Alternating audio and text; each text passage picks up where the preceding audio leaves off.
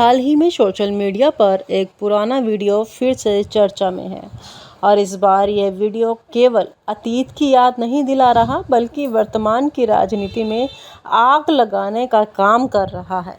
ये वीडियो किसी और का नहीं बल्कि केंद्रीय मंत्री और नागपुर के सांसद नितिन गडकरी का है। वीडियो में गडकरी अपने लोकसभा क्षेत्र में 3.5 लाख वोट गायब होने की बात कर रहे हैं। ये वोट उनके अनुसार अचानक कट गए और वह बिना किसी स्पष्ट कारण के। राहुल गांधी ने हाल ही में चुनाव आयोग पर गंभीर आरोप लगाए हैं कि आयोग के आंकड़ों में गड़बड़ी की जा रही है और यह लोकतंत्र के साथ धोखा है। गडकरी का ये पुराना इंटरव्यू इन आरोपों को एक अजीब तरह की पुष्टि देता दिख रहा है। गडकरी की राजनीति पृष्ठभूमि। नितिन गडकरी सिर्फ एक मंत्री नहीं बल्कि बीजेपी के भीतर एक खास पहचान और ताकत रखते हैं। नागपुर जो आरएसएस का मुख्यालय है से लगातार चुनाव जीतना कोई मामूली बात नहीं है। गडकरी कई बार ये उपलब्धि हासिल कर चुके हैं। यह क्षेत्र न केवल संघ के लिए रणनीतिक है बल्कि इसमें एक बड़ा अल्पसंख्यक समुदाय भी है। जो हैरानी की बात है कि लगातार गडकरी को वोट देता रहा है। ये भरोसा उन्होंने अपने काम, बुनियादी ढांचे के विकास और सुलभ व्यवहार से जीता है। गडकरी का यह गुण उन्हें बीजेपी के बाकी केंद्रीकृत सत्ता वाले नेताओं से अलग करता है। शायद यही वजह है कि पार्टी के शीर्ष नेतृत्व की आंखों में वे हमेशा थोड़े अलग और संभावित चुनौती के रूप में देखे जाते हैं।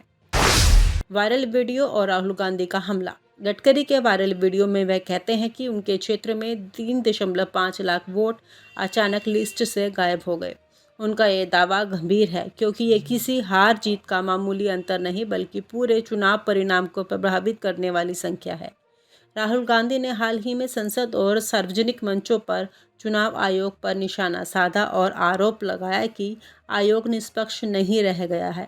उन्होंने कहा कि चुनावी आंकड़ों में गड़बड़ी एक लोकतंत्र की रीढ़ पर चोट की जा रही है। जब गडकरी का ये वीडियो सामने आया तो विपक्ष ने हाथों हाथ लिया और कहा, देखो, बीजेपी के अपने ही नेता मान रहे हैं कि चुनाव में गड़बड़ी हो रही है। भले ही वीडियो पुराना हो लेकिन उनकी टाइमिंग और कनेक्टिविटी ने सियासत में नई लहर पैदा कर दी है। गडकरी बना मोदी शाह राजनीतिक। नितिन गडकरी पार्टी के उन नेताओं में गिने जाते हैं जिनका जनाधार मजबूत है और जो अपनी छवि के दम पर चुनाव जीत सकते हैं। मोदी शाह की राजनीति में ये गुण एक एसेट कम और थ्रेड ज़्यादा माना जाता है। बीजेपी के कई सीनियर नेता मानते हैं कि पिछले कुछ सालों में गडकरी को साइडलाइन करने की कोशिश तेज हुई है। पार्टी पहले उन्हें अध्यक्ष पद से हटाया गया, फिर मंत्रालय में उनकी भूमिका सीमित की गई। अब यह आरोप लगने लगे हैं कि उनके अपने ही वोट बैंक को कमज़ोर करने की कोशिश हो रही है ताकि वह बहुत बड़े ना बन जाएं और शीर्ष नेतृत्व के लिए चुनौती पेश ना करें। RSS factor. गडकरी की खासियत ये है कि उनका क्षेत्र नागपुर है, आरएसएस का मुख्यालय। यह सिर्फ एक शहर नहीं बल्कि बीजेपी के लिए विचारधारा और संगठन का गढ़ है। गडकरी का यहाँ से बार बार जीतना संघ की ताकत का भी प्रदर्शन है। अल्पसंख्यक समुदाय का समर्थन पाना संघ और बीजेपी की पारंपरिक राजनीति में एक असामान्य लेकिन असरदार समीकरण है। लेकिन अगर पार्टी का शीर्ष नेतृत्व यह देखता है कि गडकरी संघ और जनता दोनों का समर्थन लेकर बहुत स्वतंत्र हो रहे हैं तो यह केंद्रीकृत सत्ता के एजेंडे के खिलाफ है। यही कारण है कि वह उनके वोट बैंक को ही कमज़ोर करने के संकेत कर रहे हैं। सोचिए, एक ऐसा नेता जो हर चुनाव जीत रहा है, जो विपक्ष इलाकों में भी काम के दम पर वोट ला रहा है, उसे पार्टी के भीतर से ही कमज़ोर किया जा रहा है। ये वैसा ही है जैसे कोई किसान अपने सबसे उपजाऊ खेत में पानी देना बंद कर दे लेकिन उसे डर है कि यह खेत पड़ोसी की नज़र में आ जाएगा। मोदी सरकार की ये राजनीति ऐसी ही लगती है जैसे कि वीके पोजीशन के लिए अपनाई गई, अपने ही लोगों को कमज़ोर करना ताकि कोई भी इतना ताकतवर ना हो जाए कि चुनौती बन सके। राजनीति में कुर्सी बचाओ मॉडल नया नहीं है लेकिन इसे इस स्तर पर लागू करना जहां चुनाव आयोग से लेकर वोट बैंक तक का इस्तेमाल हो, यह अलग बात है। राहुल गांधी की रणनीति और भविष्य की राजनीति। राहुल गांधी के लिए ये वीडियो गिफ्ट की तरह है। उन्होंने पहले ही चुनाव आयोग पर सवाल उठाए थे और अब बीजेपी के सीनियर नेता का वीडियो उसी मुद्दे की पुष्टि करता नजर आ रहा है। विपक्ष इस मुद्दे को चुनाव तक खींच सकता है, खासकर तब जब जनता में चुनाव की निष्पक्षता पर सवाल उठने लगे। अगर संघ इस पूरे मामले में चुप रहा तो यह भी एक संकेत होगा कि वह या तो स्थिति को देख रहा है या फिर आंतरिक राजनीति में तटस्थ रहना चाहता है। लेकिन अगर संघ खुलकर गडकरी के साथ खड़ा होता है तो यह मोदी के लिए बड़ा सिरदर्द हो सकता है। गडकरी का ये मामला सिर्फ एक पुराने वीडियो का पुनर्जीवन नहीं है, बल्कि ये बीजेपी की आंतरिक राजनीति, सत्ता संतुलन और संघ मोदी संबंधों की एक गहरी कहानी कहता है। वोट गायब होना एक चुनौती मुद्दा है, लेकिन अपने ही नेता को कमजोर करना एक नैतिक और रणनीतिक सवाल है। सत्ता, संपत्ति और सौंदर्य ये परमानेंट नहीं होता, क्षणभंगुर होता है। तो जब तुम्हारा मौका होता है, बहुत कम लोग ऐसे हैं, अमिताभ बच्चन जैसे हैं, कि जो जीवन में पहले जितने पॉपुलर थे आज 80 साल के बाद भी उतने पॉपुलर है।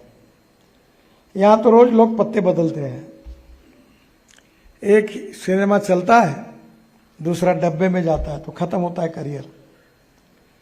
तो ये जो आप स्पोर्ट्स में काम कर रहे हो, ये करियर बन सकता है। Career means not only related with the career of sport, but जीवन के इसमें आपको, जैसे मैंने पहले कहा था कि no philosophy can be taught to empty stomach, you need to understand कि मुझे अपने 75-80 साल तक मैं ठीक प्रकार से कैसे जीवन जी सकूं, इसकी व्यवस्था करनी चाहिए। और जब अच्छे दिन होते हैं तब उसके लिए सोचना चाहिए। अच्छे दिन होते हैं तो लोग सामने आपको तारीफ करने वाले बहुत मिलते हैं, क्योंकि क्रेज होती है, ग्लैमर होता है। और जब तुम्हारा समय खत्म होता है तो कोई नहीं पूछता।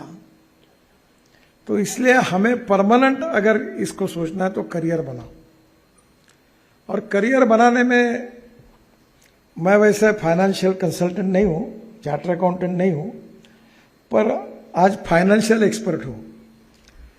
मैं 5-5 लाख करोड़ के काम बिन पैसे से करता हूं, तो मुझे पता है कि how to get it done. अब मैं नागपुर में, मेरी बहुत इच्छा है कि नागपुर में 300 स्टेडियम खेलने के बनाना है, पर मेरे 4 साल के अनुभव के बाद मेरे ध्यान में आया कि सरकार जो चीज होती है बहुत निकम्मी होती है।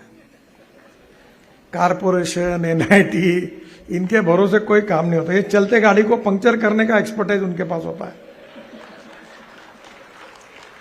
तो फिर अब मैंने, एक व्यक्ति दुबई से आया और उसने मुझे कहा कि दुबई में मैं स्पोर्ट्स स्टेडियम चलाता हूं। तो मैंने बोला कैसे चलाते हैं? तो अब मैंने ये तय किया कि वो व्यक्ति जो है, हम टेंडर निकालेंगे, 15 साल के लिए जगह देंगे, लाइट हम लगा देंगे, पानी की व्यवस्था, कपड़े बदलने की व्यवस्था, गैलरी करा देंगे, फिर लॉन वो मेंटेन करेगा। और एरिया के हिसाब से जो भी स्पोर्ट होंगे, जो लड़के खेलने के लिए आएंगे, उससे वो मिनिमम फी लेगा महीने की, 500 रुपए, 1000 रुपए। फुकट में कोई सिखाना नहीं चाहिए। मैं तो राजनीति में हूं, यहां तो फुकटों का बाजार होता है पूरा। हर चीज फुकट में चाहिए, मैं नहीं देता फुकट में। और आप हमसे जुड़े रहने के लिए सब्सक्राइब करें YouTube पर, फॉलो करें Twitter पर और लाइक करें Facebook पर। और ज्यादा जानकारी के लिए आपको टाइप करना होगा सिर्फ न्यूज नशा।